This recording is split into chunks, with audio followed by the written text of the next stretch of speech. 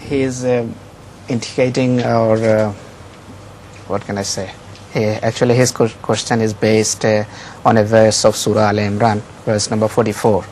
In that verse, Allah says, Ya Maryamu kunuti li rabbiki wasjudi warka'i ma'arrakein. The question is, what is the wisdom behind keeping the word wasjudi first, then warka'i later? This is a new question to me. I have to think over it.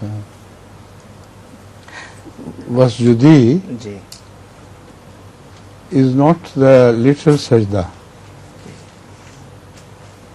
So, wasjudi means submit completely. And warkai here again indicates bowing to the will of Allah. Still, this does not answer his question. The order is different. Do you know any reason why this order is different? As Huzur has pointed out, not in the formal way of sajda and ruku, but in the literal meaning of sajda and ruku. As Huzur has already explained, I think that is the only thing, that it's not the explanation of Islamic prayer, but of course, two acts of submission. For Islamic prayer, full submission is sajda, and willingness always to bow to the will of Allah is ruku. So it is not a formal bowing or going through prostration. So I think sometimes the more important thing is said first and the less important thing is afterwards. So I think that may be the only reason why God has changed the order, that Hazrat Maryam is required, as she was naturally inclined, to be to have complete submission to the will of Allah in every respect. And also she should find readiness to bow to him whenever the occasion arises. That's all I can say. If it doesn't satisfy, I'm sorry. If I give the background of the question, I think things will be clear for Huzur. I thought he will present the background, the one he told me, but he didn't. The background, I told him. First translate it and then tell me the background. Now, I asked him why you posed this question. He said, I was preaching to one Maulvi. So naturally I was trying to prove that Jesus was dead. And he presented that verse, Ya Isa inni mutawaffika wa rafi'uka ilayya wa mutahhiruka min allazina kafaru. So that mullah argued with him that here actually mutawaffika wa rafi'uka, this is not order is changed. Order is changed. I understand that. Yeah. Now I have got to another reason for warkai marrakein hai ye? Yeah, marrakein. That's right. Now I understand. You see, Maryam was not expected to do sajda in the prayer hall with men. So sajda was her private affair. But to do ruku is to follow the organization, the nizam-e-jamaat. So warkai marrakein, and all the people follow the order of the nizam, like every Ahmadi knows what nizam is, that is ruku.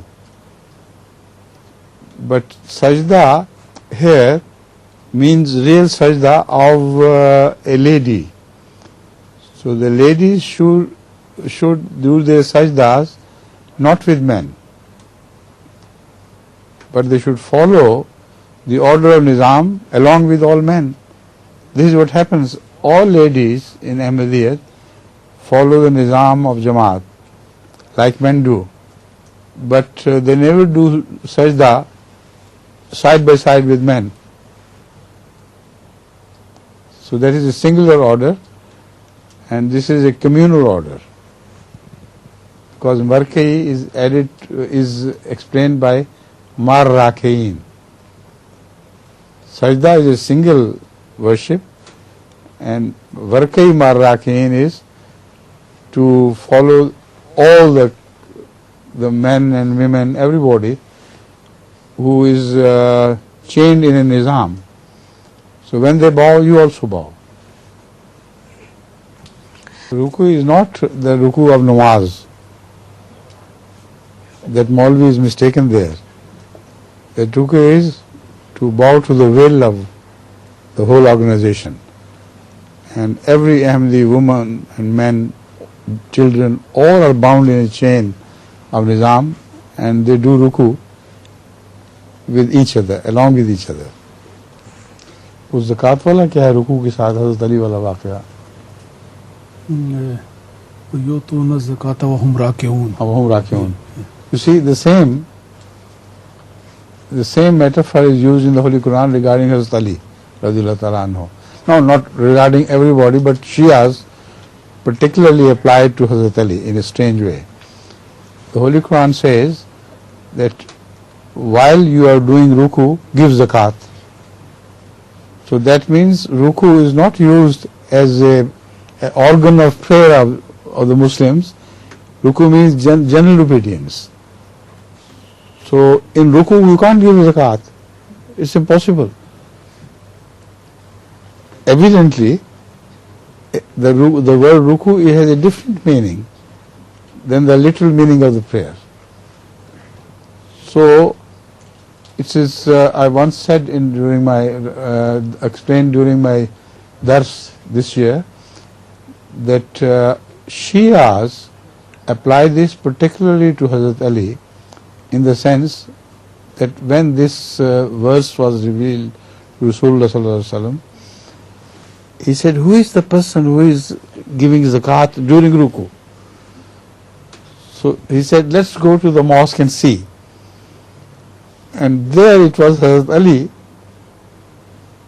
who had done it, and someone was running out of the mosque with some money. So Rasulullah sallallahu alaihi wasallam, according to this story, asked him, what are you doing this? Why are you running out with this money? Where did you get it from? When it was anguti. It was his ring. He didn't have money at that time. He took his ring off and gave it to one poor person. So Rasulullah sallam, according to the Shia narration, went to the mosque and said, let's see who that person is, who is specially mentioned by God that during ruku he gives zakat. So it was Hazrat Ali.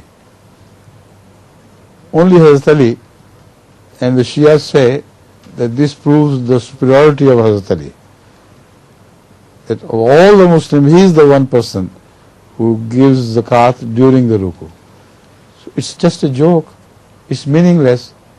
How could a poor man go to the mosque and ask Hazrat Ali for something while he was doing ruku? It's impossible.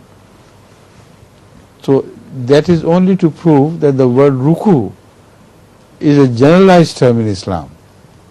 It's not necessarily the ruku as we know when we go half bow down to God doing prayers.